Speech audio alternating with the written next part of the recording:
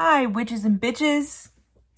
Welcome back, or welcome if it's your first time seeing me. Today, we are going to do our makeup while we talk about some weird shit the Victorians did.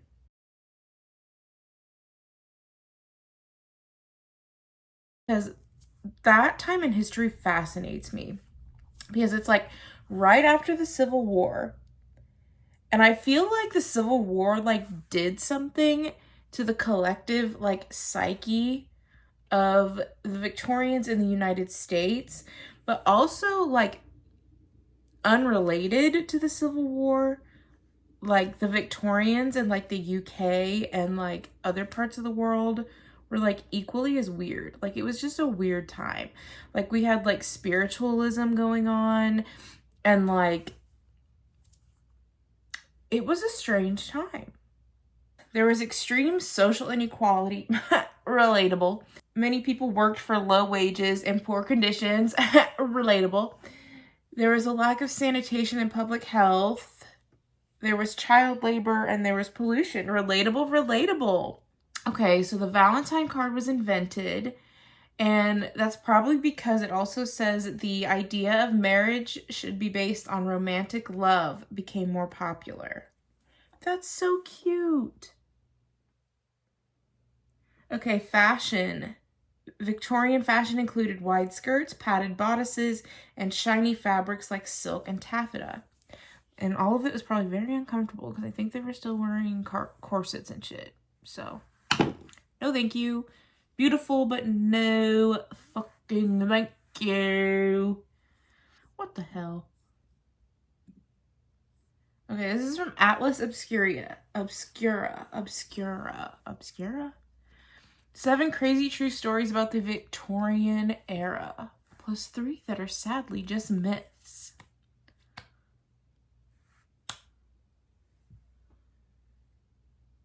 The Victorians believed that train rides could cause instant insanity.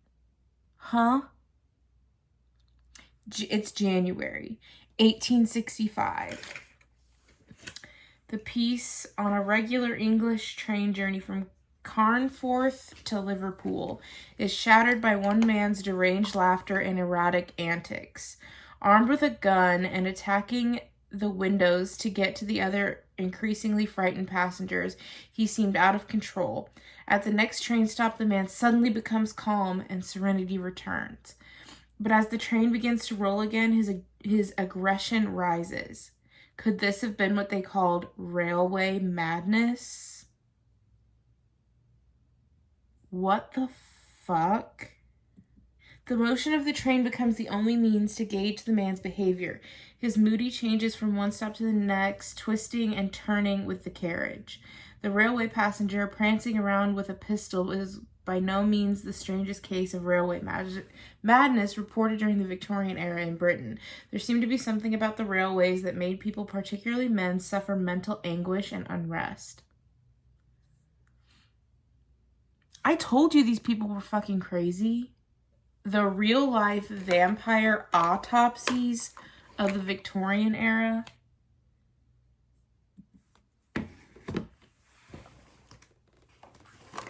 Bruh.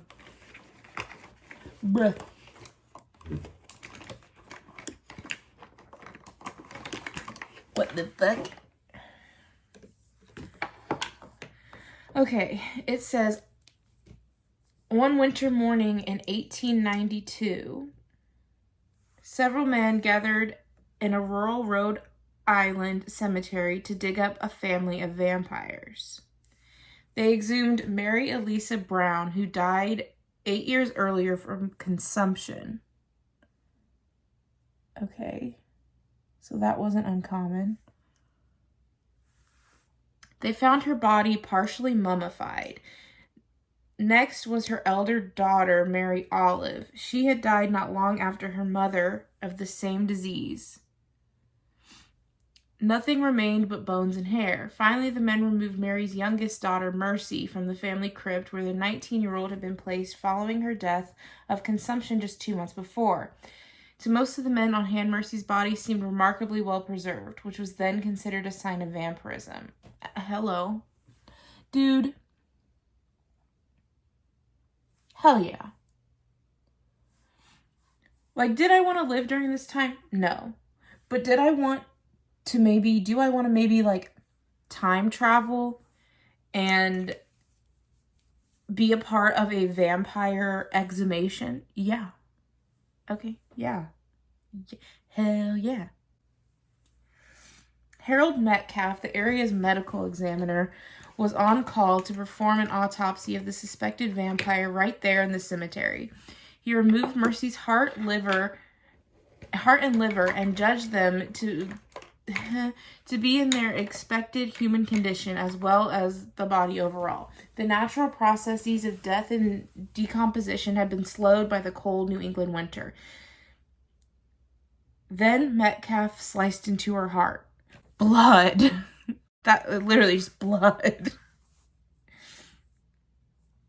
Metcalf knew that the presence of clotted blood in the organ is typical in this stage of decomposition.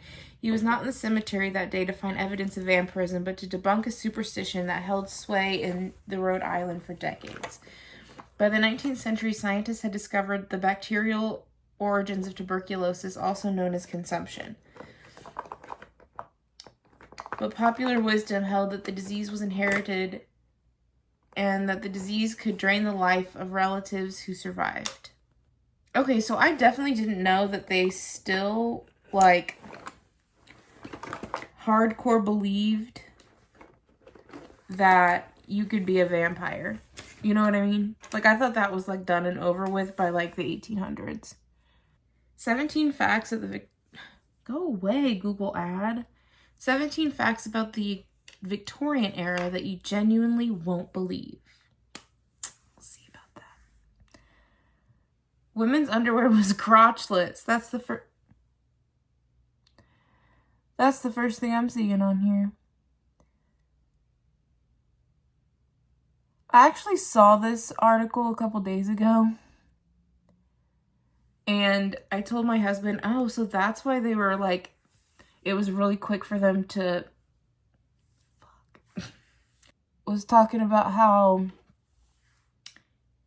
Nosferatu could please her better than her husband. I was like, that's because she didn't have... There was nothing there. Okay, so not only did they not have... They had crotchless underwear. Not only that little tidbit, but apparently there were no sanitary products available for women, so they just free bled. Dude, maybe I could live during the Victorian era, because let me tell you. Oh, and women were thoroughly hairy everywhere. Dude, I could live in this era. Ew! Ah! No. No. No. Okay. No. You got me fucked up. So apparently, not only was there sewage and dead animals in the Thames that you could, like, it was so full that you could just walk right across it, but the Thames was the biggest source of drinking water. Brother.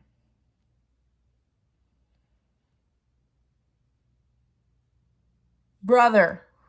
I'm fucking sick, okay? People died in their thousands from dysentery, cholera, and typhoid. People thought the contaminated air was making them ill.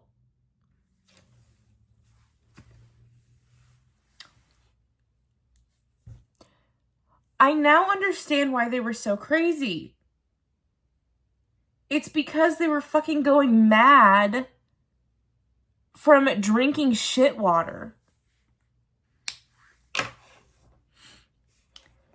And the streets were unbelievably disgusting too. By 1891, a Lady Haberton reported that her long dress had collected 2 cigar ends, 9 cigarettes, a pork pie, 4 toothpicks, 2 hairpins, 1 slice of cat's meat,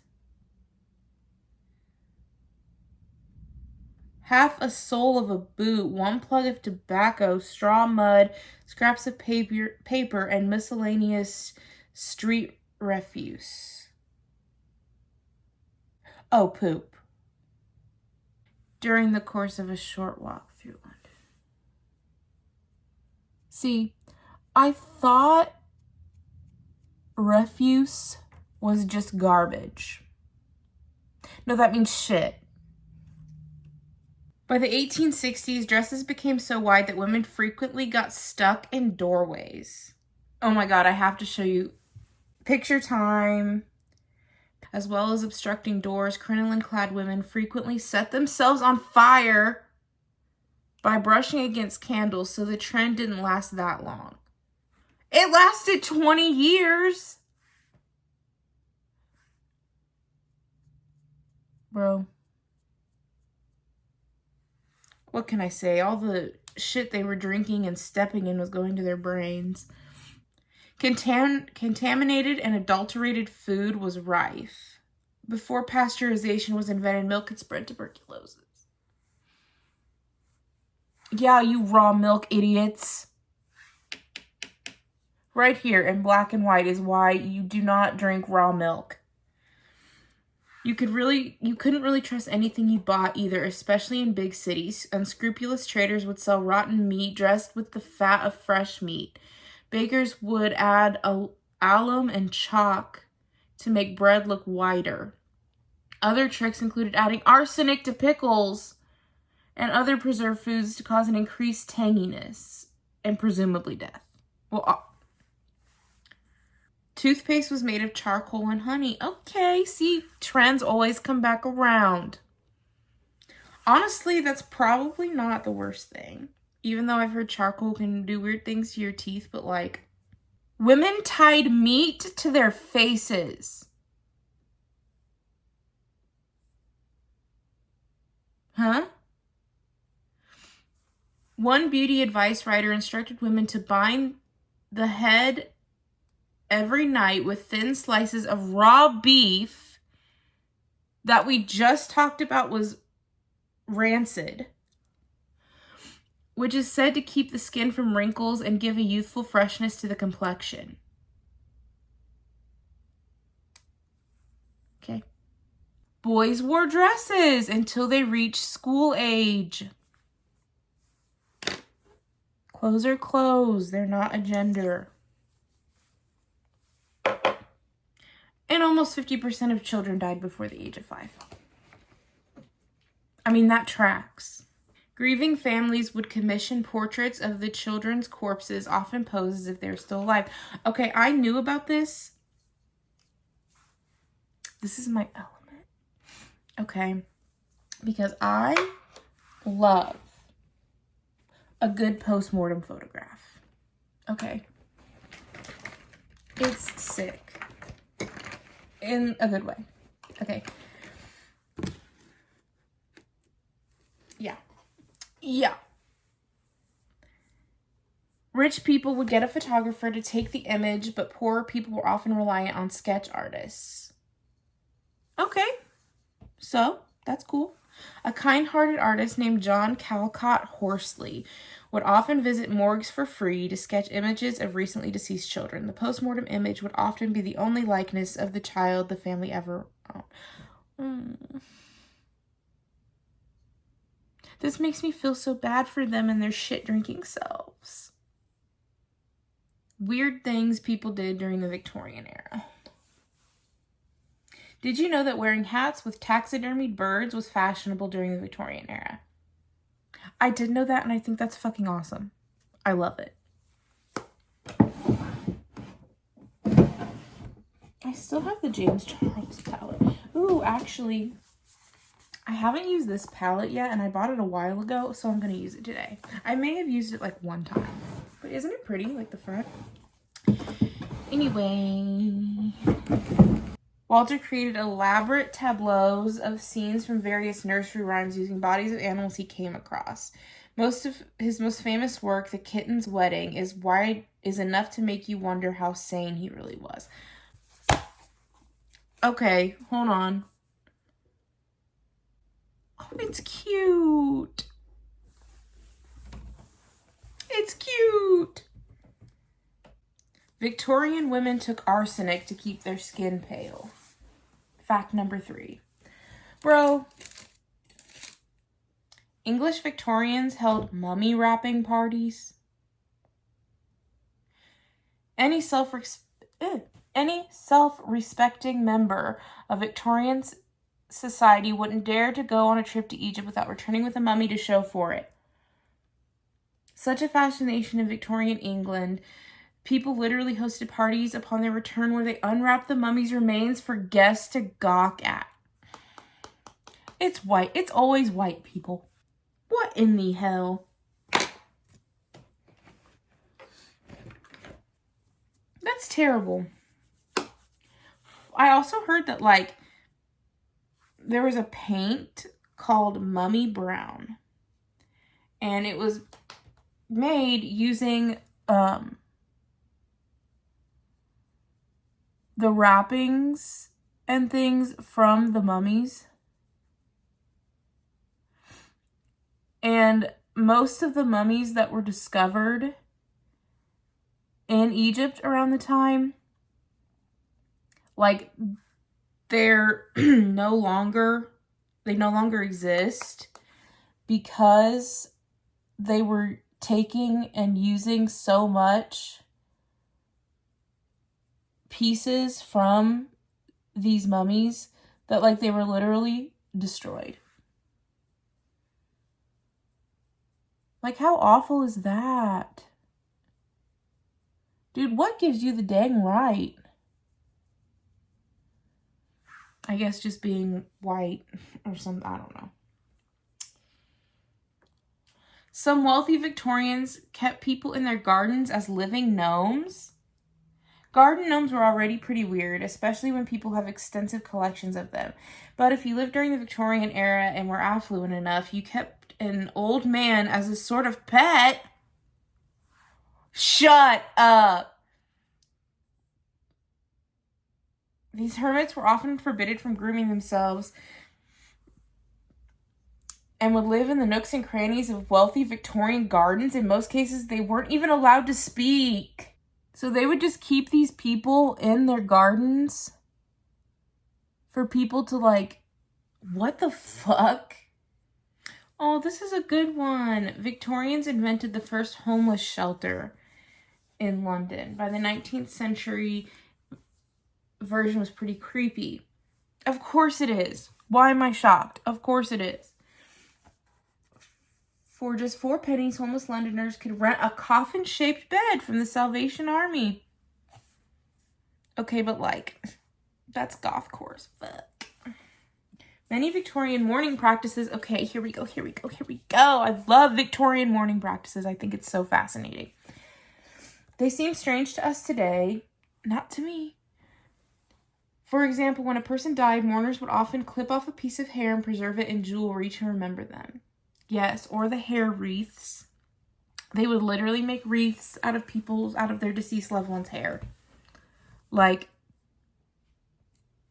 that's so cool. Like, why don't we do, I mean, I know people make, like, diamonds and stuff out of people's ashes and things, but, like, hair jewelry would be so cool. Like, still today would be so, like, why don't we do that now? Like, maybe I'll start a business and, like, we can just start this whole trend again. Insects were all the rage in Victorian fashion. Women donned live beetles as jewelry and adorned gowns with dead butterflies. Before long, they started to push some species to the brink of extinction. One 1890 article reported not context for their slaughter of the innocents in the matter of birds. Dame Fashion has extended her murderous designs to moths and butterflies. Poor butterflies, what'd they ever do? But I mean, I bet it was really pretty. Okay. The future Edward the Fifth? Roman numerals, I don't know. I don't know him. Who is she? I don't know. Started a trend after his visit to Jerusalem in 1862. Tattoos.